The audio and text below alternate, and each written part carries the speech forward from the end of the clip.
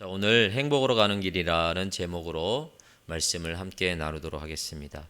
고대 지중해 사람들은 그 사람들의 정체성을 드러내는 가장 중요한 지표가 있었습니다.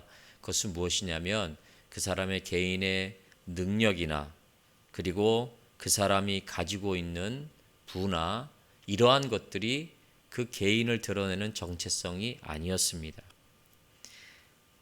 그 시대에는 이 한 사람의 정체성은, 한 사람의 위대함은 개인적인 부분이 아니라 가정이나 어느 사회에 속해져 있을 때 그 사회나 가정을 건강하게 유지하는 그러한 기준으로 한 개인의 정체성을 드러내고 그 개인이 위대하다라고 말할 수 있는 지표가 되었다는 것입니다. 그러니까 그 지중해 사람들은 그 시대에는 내가 누구다라는 정체성은 자기 스스로 개인의 능력이 아닌 그 나라의 그 지역에 그리고 그 가정에 속해 있을 때 그 가정을 위해서 헌신하고 그 가정을 잘 유지하고 그 가정을 위해 헌신하는 그 개인의 한 사람의 기준치를 가지고 그 사람의 위대함을 그 사람의 능력을 정체성을 드러냈다라는 것입니다. 이 요한 일서가 쓰여진 시대가 바로 그러한 시대에 쓰여진 사회적 배경을 가지고 있습니다. 그래서 이 요한은 이러한 사회적 현상을 가지고 우리 그리스도인들, 성도들은 과연 어떠한 정체성을 가져야 될 것인가라는 질문에 답을 하고 있는 거예요. 그러니까 우리가 개인의 어빌러티, 능력이나 개인의 부나 이런 것들이 우리를 드러내는 정체성이 아니라 그리스도인이라면 우리는 누구 안에 속해져 있음으로 말미암아 그 안에서 어떠한 능력과 어떠한 삶을 살 때 그리스도인의 정체가 드러날 수 있다라고 이야기하고 있는 것입니다. 여러분, 성도는 반드시 하나님의 자녀됨에 속해 있는 그 속에서 성도의 정체성을 드러낼 수 있다는 거예요. 우리가 빛낼 수 있고 우리의 행복과 기쁨을 그 속에서 찾을 수 있다는 것이에요.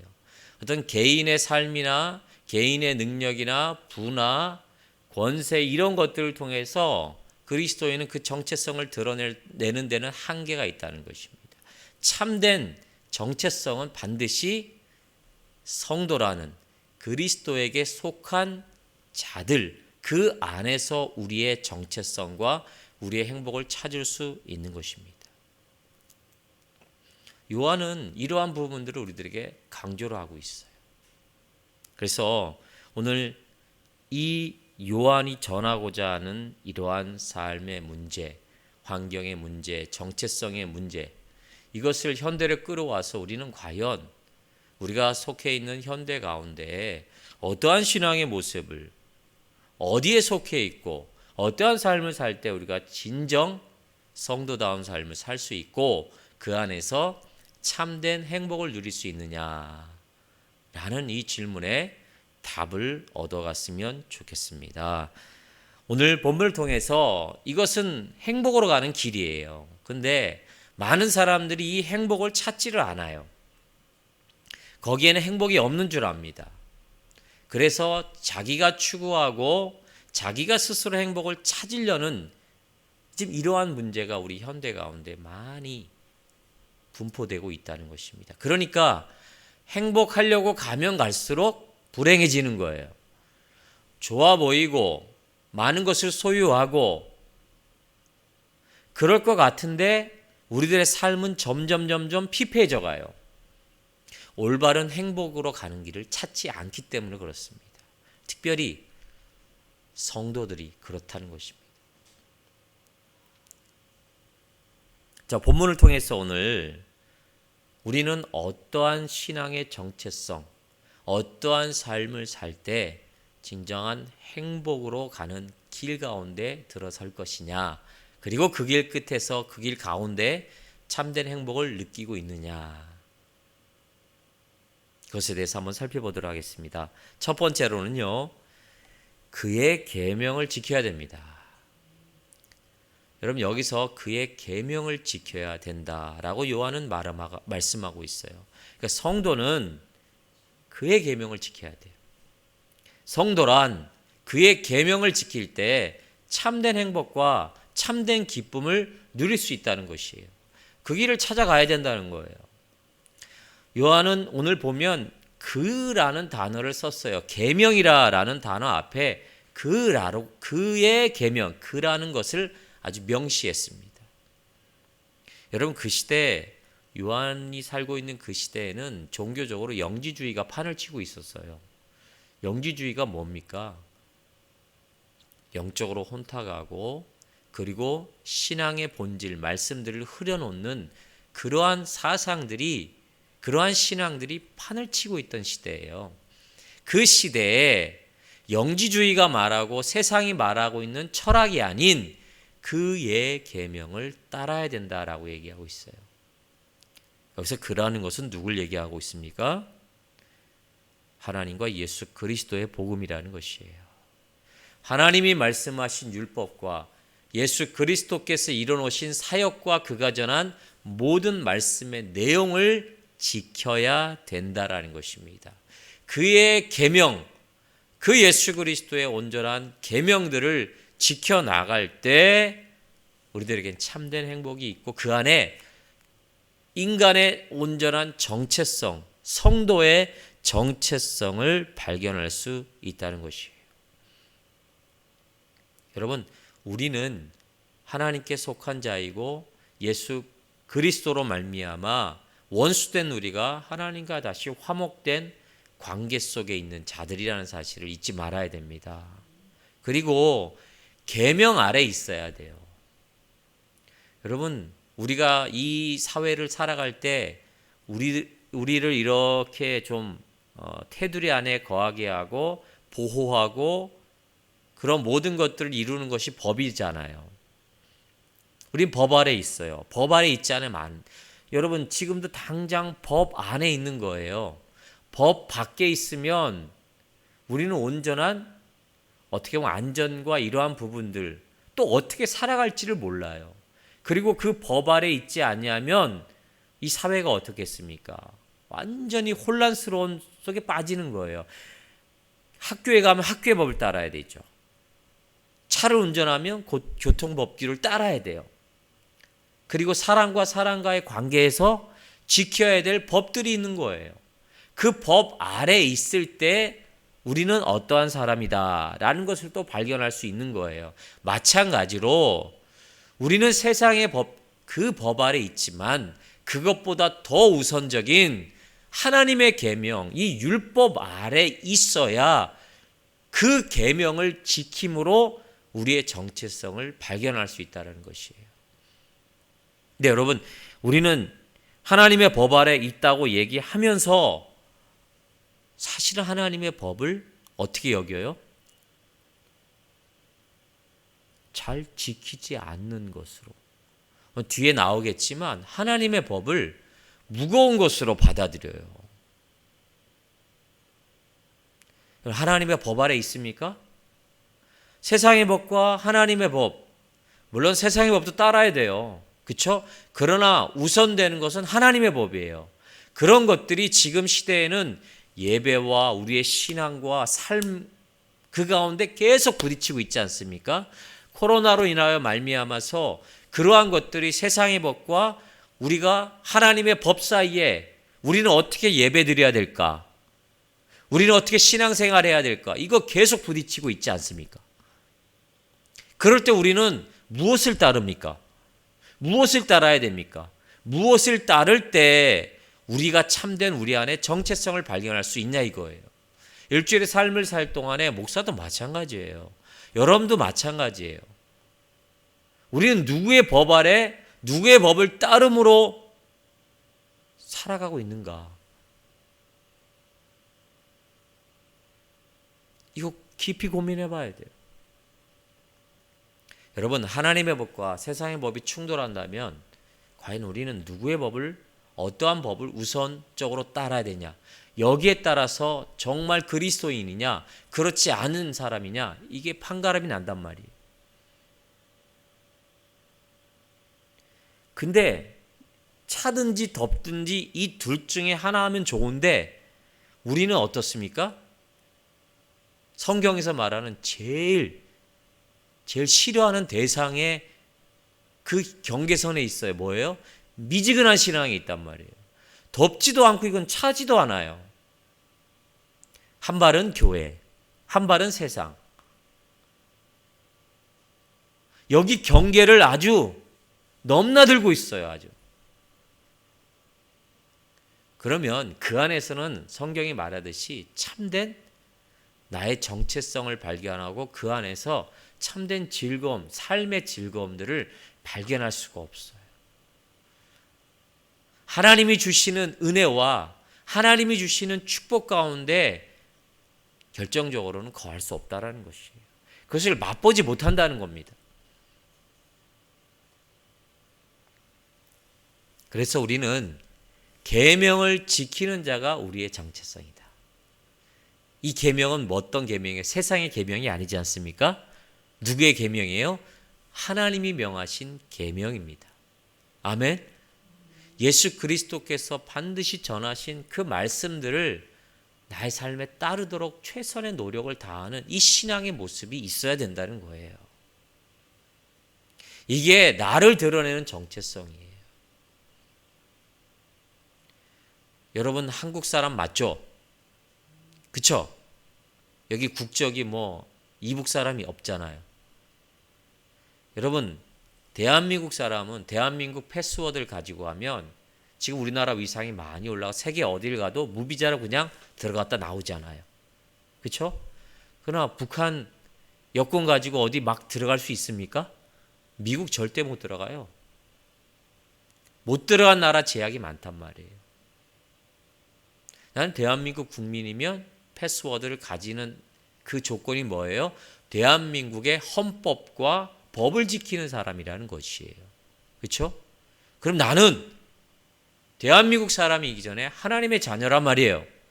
그다음 이 성경 말씀, 하나님의 말씀과 예수 그리스도께서 분명히 제시한 이 말씀의 삶의 말씀을 지켜야 된다는 거예요. 근데 문제가 있죠. 이 계명들이 너무 많은 거예요. 그렇죠? 예. 너무 많은 거예요. 이 계명들이 나에게 기쁨이 되어야 되는데 너무 계명들이 많아요.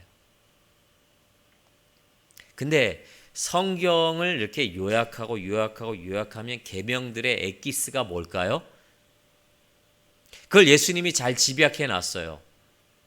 하나님을 사랑하고 내 이웃을 내 몸같이 사랑하라. 하나님 사랑, 이웃 사랑이에요. 아멘. 그 안에 공통적으로 들어가는 단어는 사랑입니다. 그래서 요한 1서는 뭘 얘기하고 있어요? 사랑이라는 이 계명의 엑기스를 얘기하고 있는 거예요. 여기 계명이라는 것은 엔톨레라는 그러한 단어예요. 엔톨라스에서 그 원형에서 유래된 건데 이건 복수형으로 쓰였다고 그래요. 그러니까 우리가 계명을 지키며 요한이 강조한 계명은 두 가지 복수예요. 사랑이란 공통점 뭐예요? 하나님을 사랑하고 그 사랑을 반드시 바깥으로 내보내는 이 사랑의 계명이 바로 그의 계명이라는 것입니다. 우리 안에 이 엔톨레라는 계명이 우리 삶에 그렇게 지켜져 나가고 그것을 향하여 지향성을 두고 목표를 두고 그 길대로 나아갈 때 우리는 참된 행복으로 나아가는 그 길목에 있다는 사실을 기억하시길 바라겠어요. 하나님을 사랑하셔야 됩니다. 사랑하려면 그 하나님의 사랑이 어떤지를 알아야 돼요. 왜 주일 예배가 중요하고 왜 우리 삶의 감사가 중요하고 왜 그렇게 다른 사람과 틀리게 우리는 이러한 부분에서 구별되어 삶을 살아야 되냐? 그것을 움직이는 원동력은 하나님의 사랑입니다. 하나님의 사랑을 모르면요, 그 사랑에 대한 감사의 표현은 작을 수밖에 없어요. 여러분, 내가 사랑을 받고 있다라는 사실을 알면 사랑할 수 있어요. 사랑받은 만큼. 사람은 그렇더라고요. 사랑받은 만큼 사랑해요. 근데 사랑을 받고도 사랑을 안 한다. 그건 진정한 사랑을 경험하지 못해서 그렇습니다. 여러분, 하나님을 사랑하고자 한다면 율법을 지킴으로 무겁게 그것을 행하는 그 모습으로 나아가기보다는 먼저 하나님의 사랑을 깊이 깨닫기를 예수 이름으로 부탁드리겠습니다. 여러분, 부모님의 사랑은 아버님이 그렇게 무뚝뚝하고 나에게 사랑이 없는 것 같아도 우리 한국 사람은 아버지는 속사랑이라고 그러잖아요. 어머니는 겉사랑. 아우 사랑해 사랑해. 근데 아버지는 엄마가 사랑해 100번 할 때 아버지는 한마디 할까? 그것도 말도 안 해요. 그냥 속으로 내 너 사랑한다. 사랑한대. 이게 아버지의 마음인 거예요. 근데 엄마가 사랑한다 사랑한다 그 사랑도 중요하지만 어느 때 보면 자식된 도리가 그때의 아버지의 사랑 그 속사랑을 한번 깨달으면 아버지의 사랑이 더 깊게 다가오는 거예요. 여러분 그런 거 경험하지 못합니까? 저는 참 저희 아버님도 상당히 무뚝뚝했었는데 그 아버님의 사랑이 나중에 딱 어느 장면 어느 모습에 보면 제가 알지 못했던 아버님의 속 깊은 사랑을 깨달았을 때 더 아버님을 생각나게 하고 아버님의 사랑이 그리운 거예요. 근데 이거보다 깊은 것이 하나님의 사랑이에요. 여러분, 우리가 하나님을 사랑해 더 깊게 하나님이 왜 나를 어떻게 사랑했는가를 말씀을 통해서 감동을 받으셔야 돼요. 아멘? 그러지 않으면 절대 하나님을 사랑할 수가 없어요. 하나님이 나에게 감사의 대상이 아니라 정말 힘든 대상이 되는 거예요. 그때부터. 하나님의 사랑의 극치는 그겁니다. 보잘것없던 나와 여러분들을 택하셔서 당신의 아들을 세상에 보내셔서 완전히 미천한 자로 만드셔서 십자가에 그것도 처절하게 죽게 만드신 하나님의 사랑입니다. 그 사랑이에요. 그 누가 이런 사랑을 저와 여러분들에게 베풀겠습니까? 그럴 수 없다라고 성경은 얘기하고 있어요. 그러나 하나님은 하셨습니다. 그 사랑을 날마다 우리 삶에 깨달을 때 우리는 하나님을 사랑하지 않을 수 없음을 우리는 고백합니다. 그의 사랑, 여러분 하나님의 사랑을 깊이 좀 깨닫고 나아가시는 그러한 신앙의 모습들 우리 안에 있어지길 예수 이름으로 축원드립니다. 그러할 때 우리가 드려지는 하나님의 감사와 예배와 모든 신앙에 관련된 모습들은 기쁨이 되는 거예요. 나오지 말라, 시간 지켜라 얘기 안 해도 나오는 겁니다. 하나님 우리 인간의 성품들, 습성들 너무나 잘 알고 계셔요. 네. 그렇지 않습니까? 하나님은요, 우리가 좋아하면 우리가 좋아하는 것들을 만들어서 더 잘하게 만드시는 것 같습니다. 자녀들도 그러지 않습니까? 매일 혼내고 매일 야단치면 얘는 주눅이 들어서 못해요. 잘한다 잘한다 칭찬하면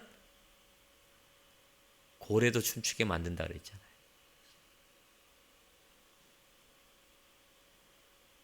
여러분 하나님 안에 하나님을 즐거워하고 그렇게 하나님 앞에 나아갈 때 하나님의 사랑을 깨달을 때 우리의 삶의 신앙의 모든 부분들이 고난을 당하더라도 그렇게 아골골짝을 지나는 것 같더라도 감사하고 즐거울 수밖에 없는 거예요. 이 신앙의 모습을 우리가 회복해야 돼요. 이 코로나 시대에 이 신앙의 모습이 회복이 없으면 절대 우리 하나님 앞에 경계선에 있는 신앙인밖에 될 수 없는 거예요. 필요할 때만 하나님 찾고 그럴 때는, 그렇지 않을 때는 세상에 그 법을 따라가는 절대 행복할 수 없다는 사실 꼭 기억하시길 예수 이름 부탁드리겠습니다. 자, 그러면 오늘 이 요한은 이 사랑하고 지키고 우리가 행복해지는 계명들에 대해서 무엇이라고 얘기했냐면 이 계명들은 절대 무거운 것이 아니다라고 얘기하고 있어요. 근데 여러분 그 시대에도 마찬가지로 이 유대 율법주의자들이나 그 다음에 바리새인들이나 이 종교 지도자들은 613가지의 신앙의 그 어떤 계명들을 제시를 했어요. 그러니까 구원을 얻기 위해서는 올바른 하나님의 백성이 되기 위해서는 여러분 100개도 아니고 613개의 조약, 이 규약들을 지켜야 온전한 구원을 이룰 수 있고 하나님의 백성이 된다라고 어떻습니까? 억압을 줬어요. 여러분 613개 지킬 수 있어요? 단 10개도 우리는 잘 못 지켜요. 근데 그 시대 사람들은 어떻습니까? 613개의 종교적인 신앙에 구별된 그 법 아래 딱 2개 만들었어요. 그래 여러분 얼마나 안식일을 거룩하게 지켜라. 여러분 이 계명이 하나가 있잖아요. 근데 유대인들은 이 종교 지도자들은 거기에 한 계명에 파생되는 그 율법, 이 삶의 규약들을 거의 한 50개, 100개를 만들어 버리는 거예요. 사실 이거는 좋은 모습이었죠. 그렇죠? 여러분 안식일을 지켜라. 좀 뭐라 그럴까요? 좀 구체적이지 않지 않습니까? 그래서 포로 시대에 그 에스라나 이런 학자들이 그 연구 모임을 만들어서 그럼 우리가 안식일을 지키는데 어떻게 지켜야 될까? 우리가 세부적으로 한번 나눠보자. 한번 구체적으로 우리가 이런 부분을 연구하자. 그래서 안식일에는 뭐 어떻게 하고 일도 하지 말고 우리가 물도 마시지 말고 이런 것들을 정했어요. 처음 취지는 뭐예요? 더 하나님의 그 율법을 잘 지키기 위해서 지었는데 나중에 이게 와서는 어떻게 됐어요? 이것이 굴레가 돼버린 거예요. 요한일서는 이러한 신앙의 굴레들이 그 시대에 종교 지도자들로부터 많은 일반 성도들이 사람들이 그러한 굴레 속에 빠져 있었던 거예요. 여러분 그 시대 로마 시대에 압박이 있었죠. 그렇죠? 그러니까 몸도 피곤하고 몸도 힘들었어요. 그런데다 어떻습니까? 이 613개의 이러한 이 종교적인 그 지켜야 될 규례들이 그들을 덮고 있었어요. 그러니 얼마나 힘들겠습니까? 그런 사람들에게 뭐라고 얘기하냐면 요한은 계명은 무거운 것이 아니다. 가벼운 것이다 얘기하고 있어요. 이 말씀을 우리가 현대적으로 적용하면요. 여러분 우리가 하나님 앞에서 참된 정체성과 행복을 누리기 위해서는 계명을 지켜야 되잖아요. 근데 그 계명을 가볍게 만들어야 됩니다. 아멘? 여러분 계명이 가벼워야 돼요. 그래야 지킬 수 있는 거예요. 그러면 질문, 계명을 어떻게 가볍게 만들까요? 이게 우리들의 문제예요. 이 답이 우리들에게 있어요. 성경은 분명히 계명이 어려운 것이다 아니다. 근데 우리의 현실은 계명을 어렵게 여기고 있어요. 다 예를 봅시다. 주일날 예배드리고 우리 평일날 예배드린 것 자체도 여러분 예배에 대한 것도 어떻게 보면 규례예요. 그렇죠? 지켜야 될 성경의 말씀이죠. 물론 우리가 인간이 정해서 우리가 평일날 예배드리고 그렇게 하는 것도 드리지만 여러분 우리의 삶 가운데 얼마나 우리를 제약하는 규범들이 어떤 신앙의 계명들이 많습니까? 하지 말아야 될 게 더 많죠. 그렇죠? 나는 하고 싶은데 하지 말아야 될 게 너무 많아. 성경에 보면 그러한 것들이 수두룩하게 나와 있어요. 도둑질하지 말라. 에? 그리고 거짓말하지 말라. 여러분 10계명만 하더라도 그 몇 개예요? 이웃과 사람과의 지키는 계명. 또 거기에서 파생된 단어가 규례들이 얼마나 많습니까? 근데 이게 다 우리들에게 지금 무거움이에요? 가벼움이에요? 엄청나게 무거움으로 다가오고 있어요. 그러니까 문제예요. 그러니까 이 무거움을 어떻게 낑낑 메고 한 걸음 한 걸음 나아가는 것, 이것이 또 우리들의 신앙이라고 우리는 얘기를 해요. 옛날부터 그렇게 받아들였어요. 근데 현재 청년들은 그것도 아니죠. 무거우면 내려놔 버려요. 이게 큰 문제예요. 지금 너무나 큰 문제예요, 여러분. 옛날에는, 우리 시대에는 무겁더라도 십자가를 지고 가야 돼. 그리고 열심히. 그 대표적인 사람들이 청교도 사람들 아닙니까? 예. 금욕하고 금식하고 다 제하고. 한때는 그런 게 유명했어요. 근데 요새는 어떻습니까? 무거우면, 힘들면 그냥 버려버리고 안 하면 돼요. 안 하면 돼. 근데 성경은 무거운 걸 가볍게 만들려고 그랬어요. 여러분, 이 말씀에 대한 부분들은 어디에 나오냐면 신명기 30장에 11절에서 14절 말씀에 모세가 이제 마지막 죽기 전에 예언적인 설교를 하잖아요. 고별 설교를 할 때 나와요. 그때 뭐라고 그러냐면, 야, 내가 니들에게 명한, 하나님께서 명령한 이것은 어려운 것도 아니다. 먼 것도 아니다. 하늘에 있는 것도 아니다. 그리고 바다 밖에 있는 것도 아니다. 오직 그 말씀이 내게 심히 가까워서 내 입에 있으며 내 마음에 있은즉 내가 이를 행할 수 있느니라고 그랬어요. 잘 주목하세요. 우리가 우리의 계명들, 우리가 지켜진 성경의 말씀들이 가벼워지는 방법들을 제가 지금 말씀드리는 거예요. 이 모세는 세 가지를 딱 제시를 했어요. 가볍게 되려면 첫 번째로는 심히 가까워야 된다는 거예요. 이 계명이 멀리 두지 말고 계명을 심히 가깝게 두어야 된다라고 얘기하고 있어요. 두 번째는 뭐예요? 내 입에 있으니라고 얘기하고 있어요. 그러니까 내 입에 계명을 두라. 그러면 이게 가볍게 된다는 거예요. 그리고 세 번째로는 내 마음에 있은즉이라고 얘기하고 있어요. 그러니까 가깝게 두고 입에 두고 마음에 두라. 그러면 이 말씀이 절대로 무겁지 아니한 것이다. 가벼운 것이다라고 이야기하고 있어요. 정리하면, 현대적으로 정리하면 하나님의 말씀을 깨닫는 일에 여러분 힘을 다하고 사모해야 된다는 거예요. 그럴 때 더 깨닫기를 사모하고 바랄 때 이 계명이 무거운 것이 아니라 가벼운 것이 된다라는 것입니다. 여러분, 이것은요, 하나님의 말씀, 모든 성경 하나님의 감동으로 되고 우리를 가르치고 삶의 모든 부분에 유익한 부분들로 우리들에게 가르치고 있어요. 이 말씀을 배우고 말씀을 사모하고 깨닫는 일, 이 일이 멀어지는 순간부터 하나님의 계명은 더 무겁게 느껴지는 거예요. 이 말씀의 의미가 뭘까요? 여러분, 하나님의 말씀을 깨달으면 깨달을수록 뭐와 같다 그랬어요? 꿀송이보다 더 달다고 그랬어요.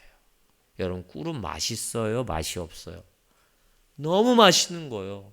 오리지널 진땡 꿀을 한번 먹어보세요, 여러분.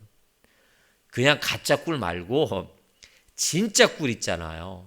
이거 먹으면 어우, 정말 맛있죠.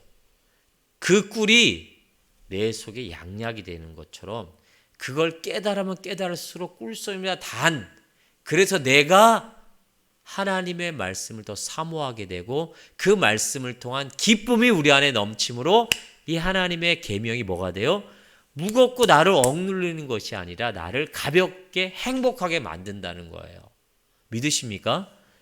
이 일에 우리는 힘을 다해야 된다고 모세는 얘기하고 있어요.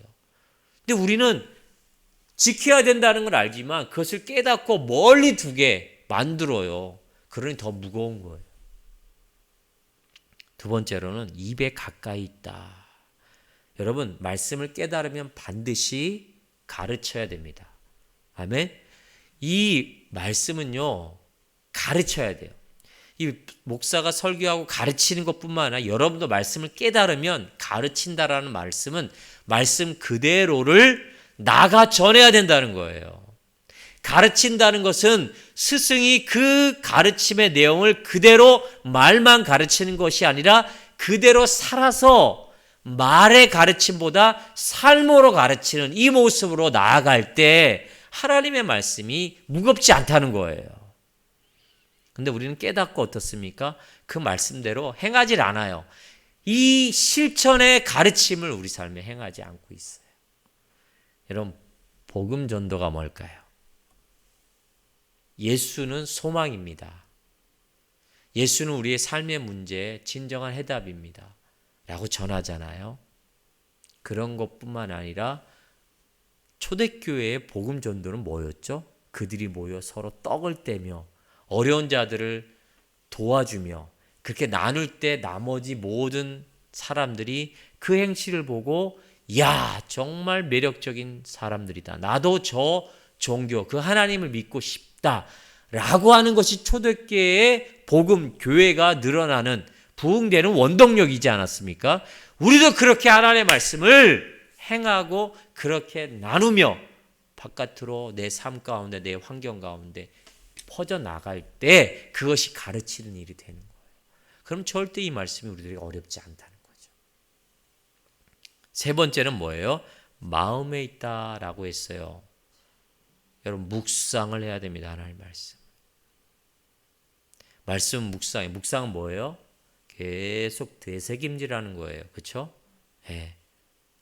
낙타나 이런 동물들이 먹었던 걸 계속 꺼내고 되새김. 말씀은 깊이가 있기 때문에 하나님의 말씀을 계속 상고하며 묵상하며 지내는 이러한 신앙의 말씀. 그럴 때요, 똑같은 말씀이라도 그 말씀이 오늘과 내일 우리에게 주는 교훈들은 틀려요. 잠언의 말씀과 시편의 말씀, 이러한 말씀들을 잘 읽어보세요.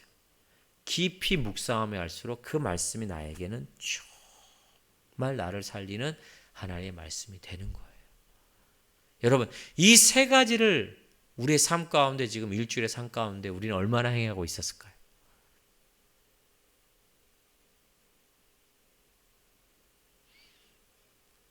이 세 가지를 우리가 우리 삶의 습관화처럼 그렇게 행하고 있다면 하나님의 계명과 말씀은 절대 무거운 것이 아니라는 사실이에요.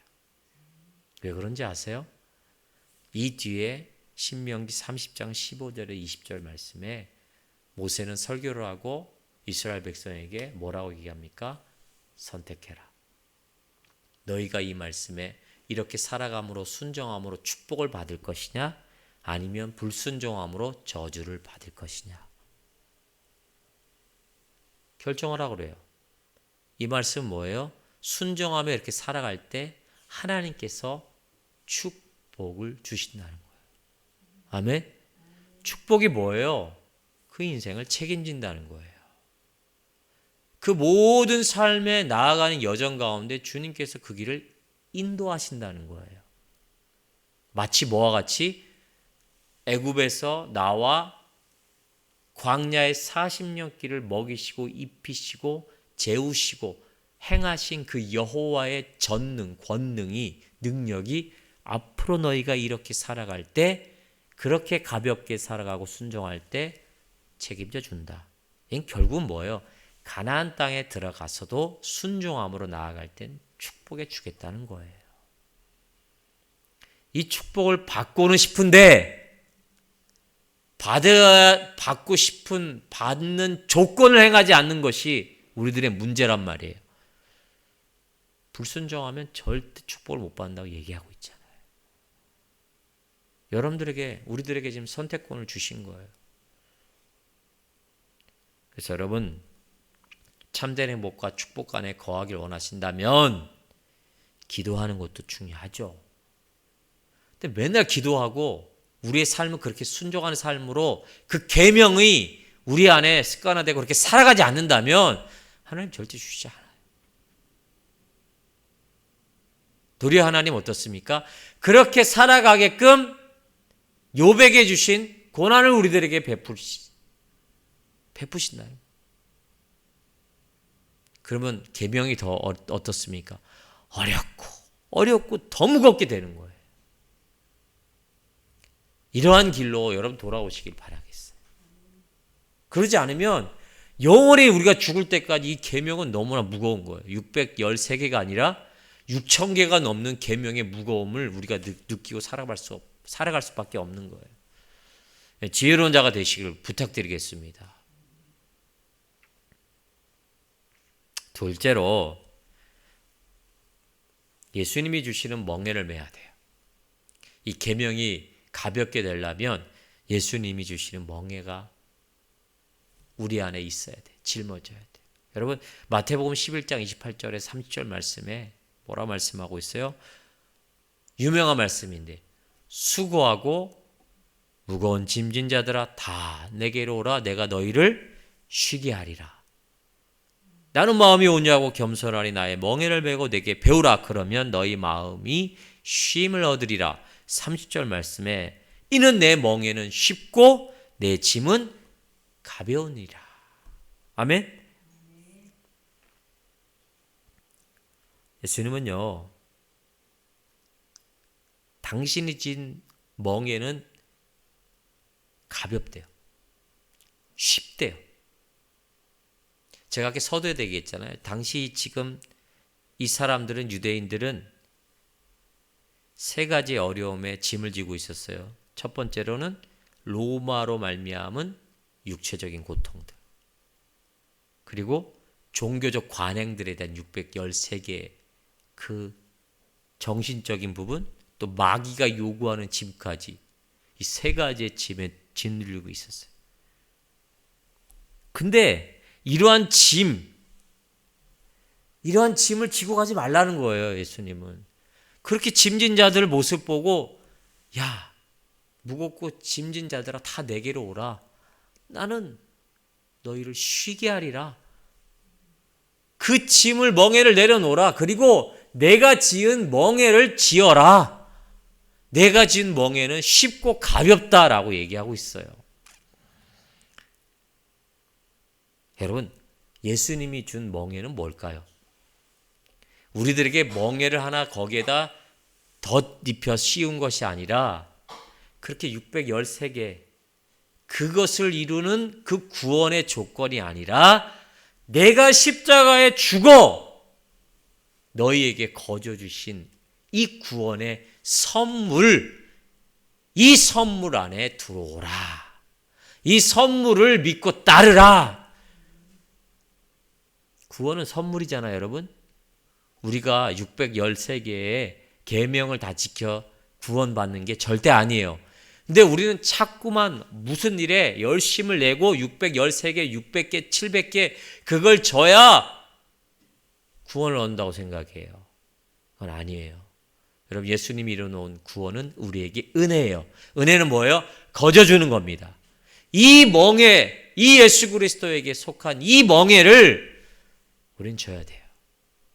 그 은혜의 예수 그리스도께 나와야 됩니다. 그리고 우리의 모든 짐을 내려놓으라고 예수님 말씀하고 있잖아요. 내려놓아야 됩니다. 근데 내려놓지도 못해. 우리가 안 되는 건 안 돼요, 여러분. 우리 인간이 정말 무너지고 안 되는 요소들이 얼마나 많습니까? 내 짐을 지고 가지 마세요.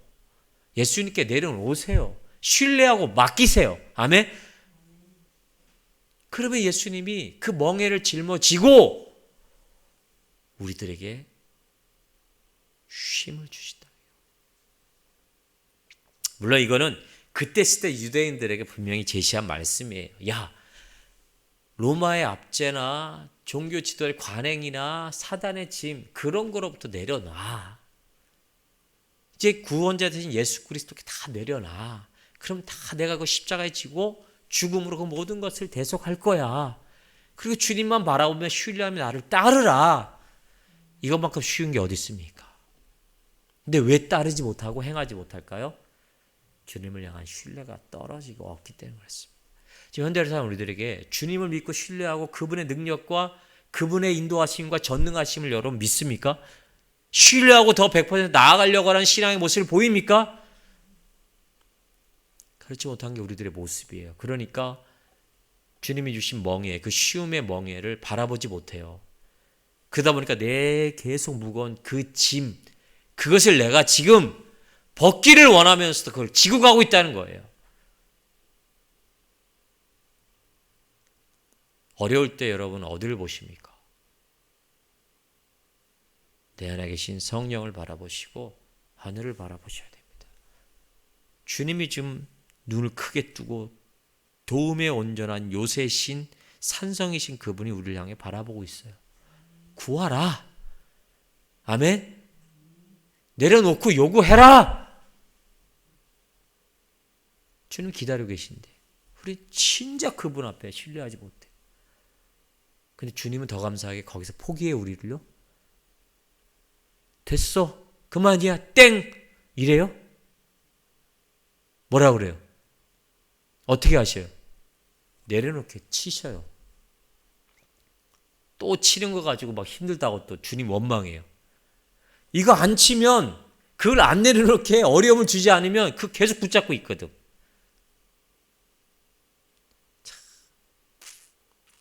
다른 자식이 칼을 갖고 있는데 어떻습니까? 내려놔 해서 말한다고 포기합니까? 부모가? 애를 강압적으로 누르고 어떻습니까? 걔한테는 그게 되게 힘든 일이죠. 그렇죠? 다른 부위를 누르고 칼을 뺏어야 돼요. 우리 주님은 그런 방법을 택하셔요. 우리들에게. 이게 우리들에게 주는 하나의 고난이에요. 근데 그 고난을 받기 전에 내려오세요. 주님께. 아멘. 그래야 돼요. 그게 편한 거예요. 그게 행복으로 가는 길이에요. 근데 글쎄 부모도 안 믿어요.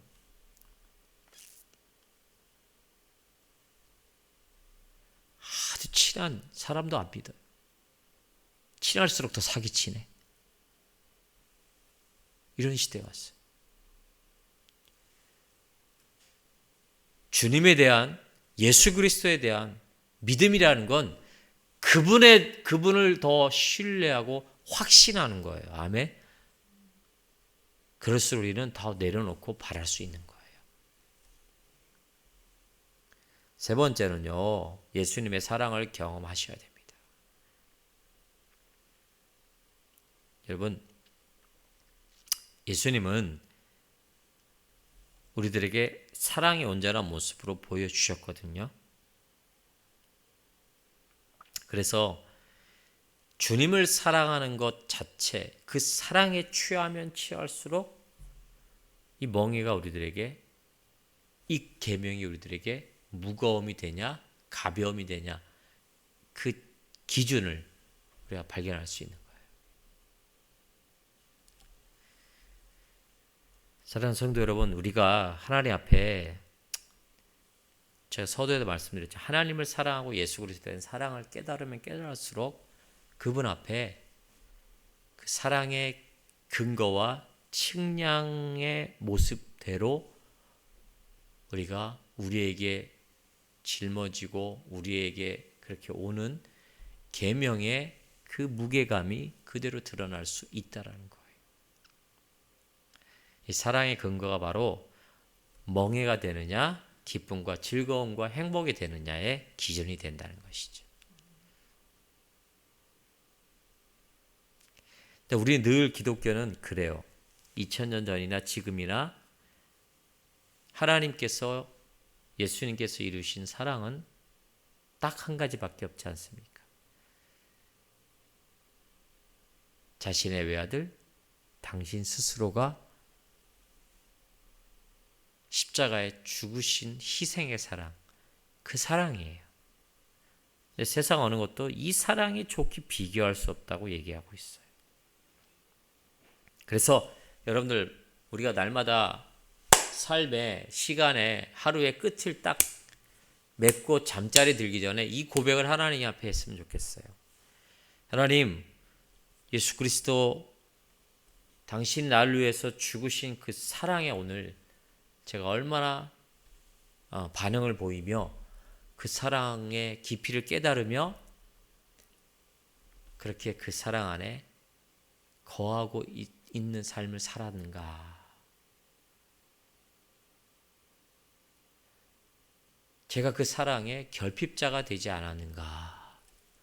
라는 부분들을 질문을 하고 우리 잠자리를 들고 못했다면 하나님 앞에 용서를 구하고 다음날 그 사랑의 온전한 모습을 더 깨닫는 나의 삶이 되게 해달라고 여러분 구하고 하루를 마치고 그 다음날을 시작하는 모습 우리들에게 필요하지 않겠습니까?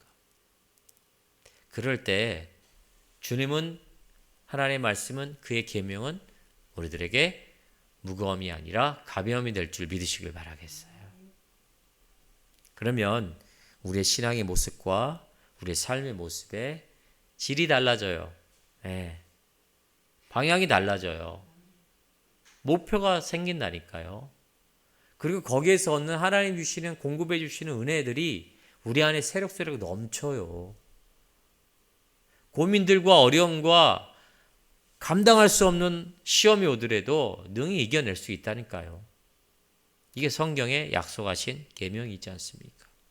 그래서 여러분들 신앙의 삶의 온전한 패턴의 모습을 이러한 행복으로 가는 길 가운데 율법이 이 계명들이 모든 신앙의 모습들이 나에게 무거움이 아니라 가벼움이 되는 이 신앙의 모습으로 변화시키시길 바라겠어요.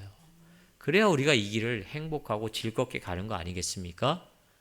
그럴 때 우리가 이 길을 걸어갈 때 무엇을 맛볼 수 있어요? 우리가 영원히 거할 하나님 나라를 맛볼 수 있는 거예요.